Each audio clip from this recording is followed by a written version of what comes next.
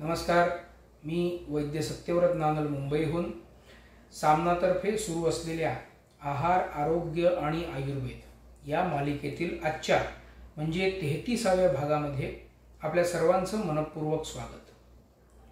आजच्या भागात मी ज्या पदार्थाचं किंवा ज्या गोष्टीचं माहिती देणार आहे ती म्हणजे दुर्वा। गणपती आले की त्या वेळेला सगळ्यांनाच दुर्वांची आठवण नक्की होते, परंतु घरामध्ये जे देवघर असतं त्या देवघरासाठी जी आपण पुडी मागवतो, फुलांची पुडी, त्या फुलांच्या पुडीमध्ये फुलांबरोबरच गणपतीला वाहायला रोज दुर्वा येत असतात आणि आपण त्या वाहत असतो, हे मात्र आपण नेहमी विसरतो। आपल्या घरामध्ये एक उत्तम प्रतीचं औषध हे कसं संस्कृतीमध्ये बसवून दिलं आहे त्याचं हे ज्वलंत उदाहरण आहे। अशा दुर्वेचे वेगवेगळे उपयोग काय आहेत ते आपण आज बघूया। सगळ्यात पहिल्यांदा म्हणजे दुर्वा म्हटलं की आयुर्वेदामध्ये त्याचा थंडावा हा प्रकार अतिशय महत्त्वाचा आणि त्या अनुषंगानेच त्याचे वेगवेगळे उपयोग केले जातात। ज्या लोकांना नाकातून रक्त येण्याची सवय असते, गुळाणा फुटणे असं म्हणतात, त्या लोकांनी, त्या मुलांनी, लहान मुलांनी किंवा मोठ्या माणसांनी सुद्धा नियमितपणे नाकामध्ये रक्त येण्याची वाट न बघता 3-3 थेंब दुर्वांचा ताजा रस हा जर रोज एक वेळ टाकायला सुरुवात केली तर अतिशय चांगला फायदा होतो आणि नाकातून रक्तस्राव होणं किंवा गुळाणा फुटणं ही सवय मोडायला फायदा होतो। याचबरोबर जेव्हा नाकातून रक्त येतं अशा वेळेला बर्फानी नाक थंड शेक देणं आणि त्याचबरोबर कांदा हाताने फोडून जसा खाल्ला जातो तसा फोडून त्याचा वास घेणं याने सुद्धा होत असलेला रक्तस्राव थांबतो। बरेच वेळेला याच्यामध्ये रक्तपित्त नावाचा एक आयुर्वेदाने सांगितलेला रोग आहे, ज्याच्यामध्ये पित्ताची उष्णता शरीरामध्ये वाढल्यामुळे जेव्हा हा रोग होत असतो त्यावेळेला नाकातून असं वारंवार रक्त येत असेल तर 1-1.5 मिनिटानंतर ते आपोआप थांबतं, पण हे थांबण्याची वाट 1-1.5 मिनिटापर्यंत किंवा 2 मिनिटं 2.5 मिनिटापर्यंतच आपण बघू शकतो, त्याच्यापेक्षा जास्त नाही। तेवढ्यामध्ये शरीरातून रक्त बाहेर पडून पुन्हा नाकातून ते येणं थांबतं।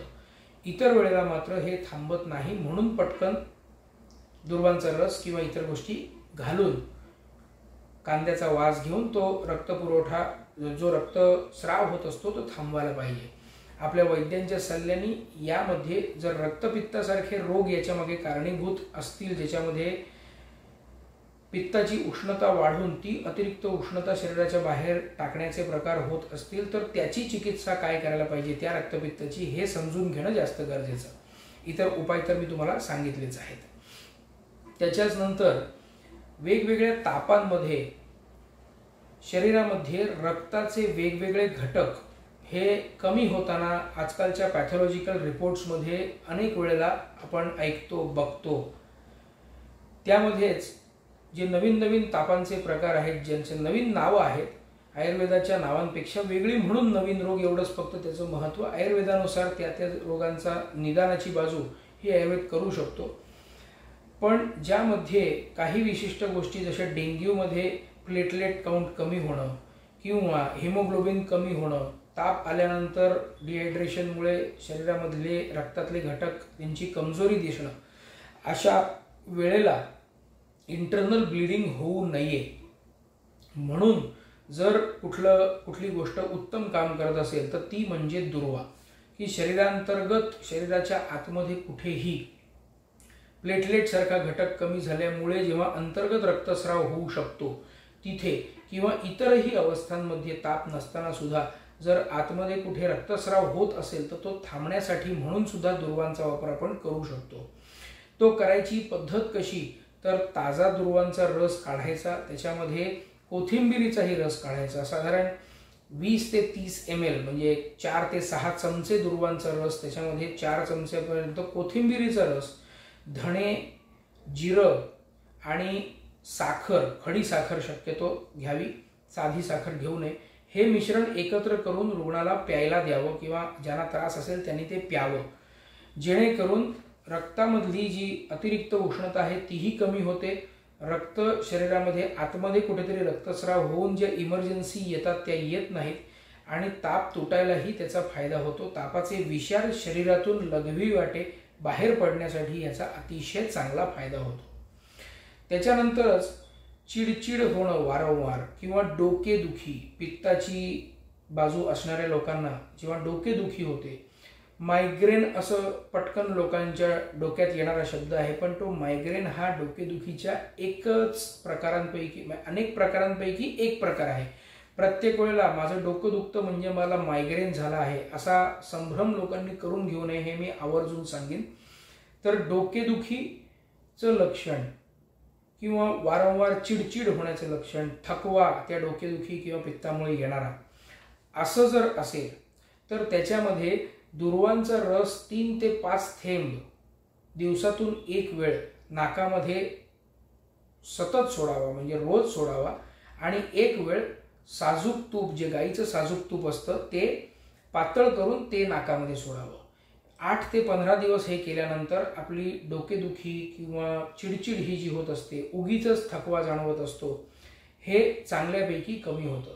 याच्याच बरोबर आहारामध्ये काहीतरी गोड पदार्थ, एखादा गोड पदार्थ आपल्या दुपारच्या जेवणाबरोबर थोडासा तरी खायला सुरुवात करावी, जेणेकरून अतिशय जास्त चांगला प्रमाणात फायदा होताना दिसतो. याच्यानंतर हातापायांची जळजळ हे जर होत असेल तर त्यासाठी म्हणून दुर्वांची ताजी चटणी करून ती हातापायावरती बांधून ठेवली किंवा दुर्वा आणि कोथिंबिरीची चटणी करून ती जर हातापायावरती बांधून ठेवली तर अगदी उत्तम फायदा होतो आणि जळजळ चांगल्यापैकी कमी होते. सोरियासिस सारखे जे त्वचा रोग असतात त्या त्वचा रोगांमध्ये जिथे जळजळ हे लक्षण दिसतं अशा लक्षणासाठी म्हणून ही दुर्वा आणि दुर्वा किंवा दुर्वांच्या बरोबर दुर्वा आणि कोथिंबीर अशी एकत्र चटणी करून ती जर त्या भागांवरती सोरियासिसच्या लावली तर त्याने अतिशय चांगला फायदा होतो. सोरियासिस हा एक रोग आधुनिकांनी केलेलं नामकरण आहे. आयुर्वेदानुसार त्याचे विविध प्रकार कुष्ठ प्रकाराच्या वेगवेगळ्या अवस्थांमध्ये दिसतात. कुष्ठ म्हणजे अगदी लेप्रसी लगेच म्हणून घाबरायची गरज नसते. कुष्ठाचे वेगवेगळे प्रकार त्वचा रोगांचे आयुर्वेदाने सांगितलेले आहेत, त्यापैकी अनेक प्रकार जे आहेत ते याच्यामध्ये मोडतात. सोरियासिसही त्यांच्याबरोबर काही अवस्थांच्या जवळ जाणारा भाग आहे. अशामध्ये जेव्हा पित्ताची जळजळ असते तेव्हाच फक्त हा उपाय करावा. इतर जी लक्षणं असतील त्यांच्यासाठी मात्र हा उपाय करू नये. त्यानंतर नागिण हा एक जो भाग आहे जो पावसाळ्यामध्ये अति जास्त प्रमाणामध्ये काविळीसारखाच नागिण हाही प्रकार दिसतो. या नागिणीची साथ जेव्हा येते किंवा आपल्याला जेव्हा तो त्रास होतो तो जिथे नागिणीचे चट्टे उमटलेले असतात किंवा फोड आलेले असतात तिथे प्रचंड वेदना असते, आतून खेचल्याची आणि जळजळ होण्याची जाणीव असते. अशा वेळेला अशा ठिकाणी आपण काय लावू शकतो तर इथे सुद्धा दुर्वांचा रस घ्यावा, त्याच्यामध्ये रात्रभर थोडा तांदूळ भिजवावा, म्हणजे दुर्वांचा रस आणि थोडं पाणी, 30 ml दुर्वांचा रस, त्याच्यामध्ये 50 ml 70 ml पाणी, असं 100 ml मिक्सचर घ्यावं. त्याच्यामध्ये मूठभर तांदूळ रात्रभर भिजत घालावेत आणि त्याच्यानंतर हाताने ते कुस्करावेत.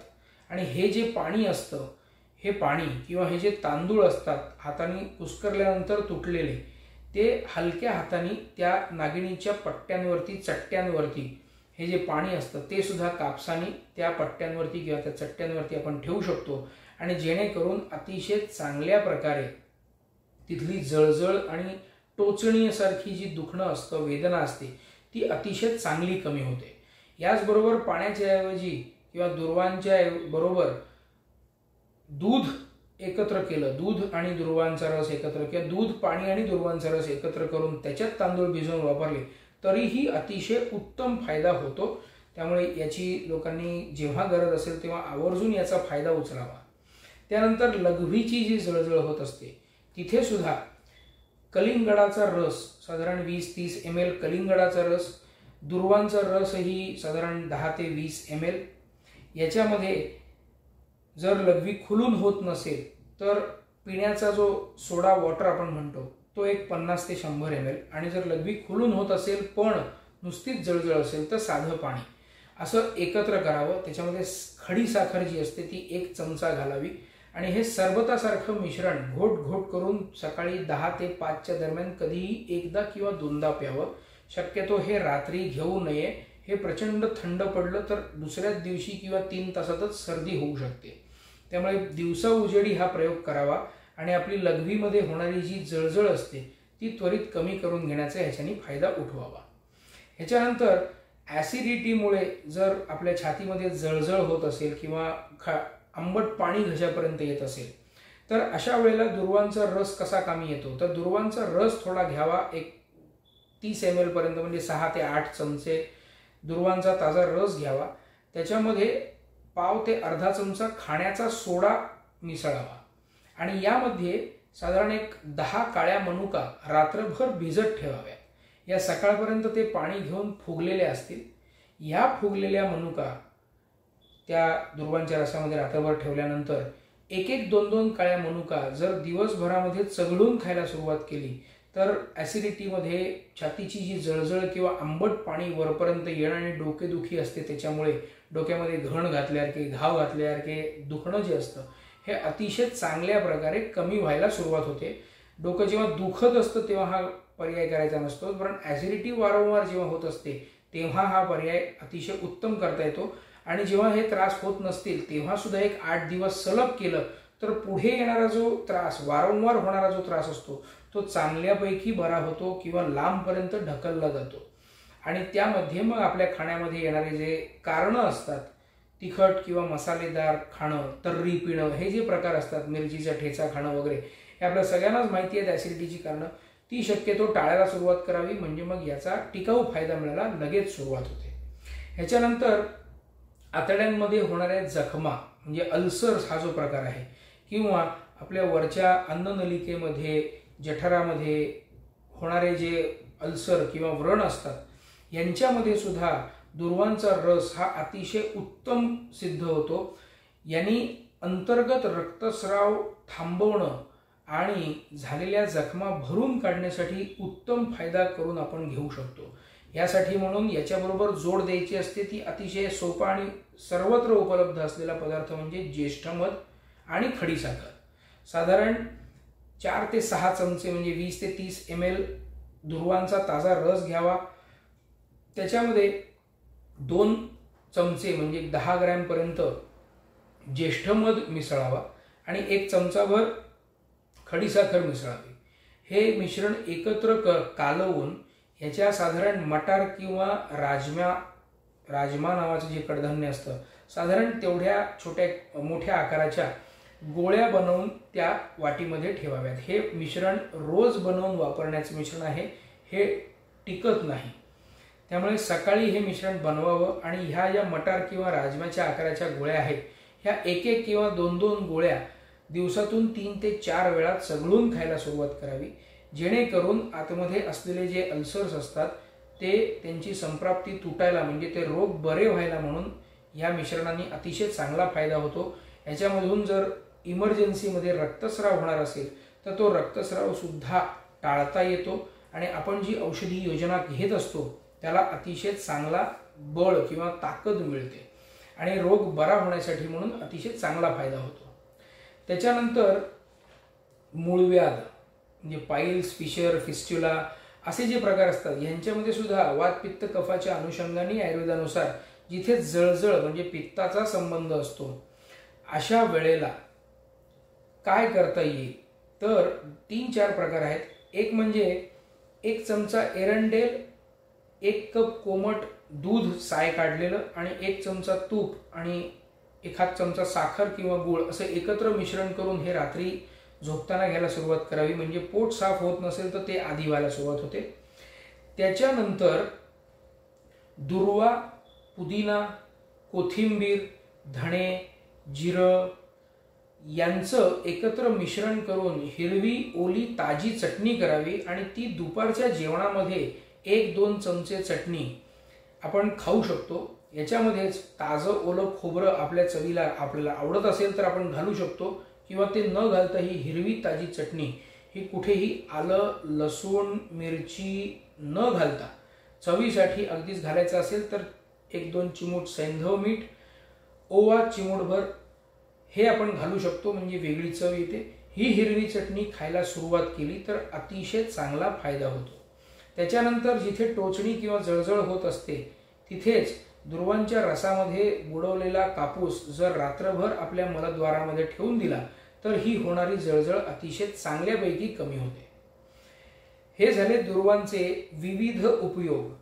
ही अशी दुर्वा आपल्या घरामध्ये फुलपुडीमध्ये जेव्हा येत असते तेव्हा त्याचे हे सगळे उपयोग कायम लक्षात ठेवा आणि त्यांचा उपयोग करून घेत जा। गणपती येत आहेत, त्यांच्या सर्वांना शुभेच्छा। स्वस्थ रहा, मोदक खा, पण पोट बिघडू देऊ नका। मी वैद्य सत्यव्रत नानल, मुंबईहून। पुढच्या भागात पुन्हा भेटू आपण। तोपर्यंत धन्यवाद।